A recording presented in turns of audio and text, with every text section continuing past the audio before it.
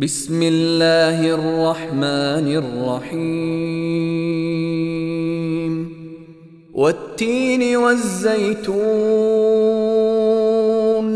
وطور سينين وهذا البلد الأمين لقد خلقنا الإنسان في أحسن تقويم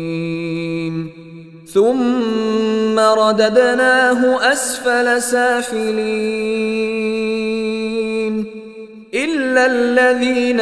آمنوا وعملوا الصالحات فلهم أجر غير ممنون فما يكذبك بعد بالدين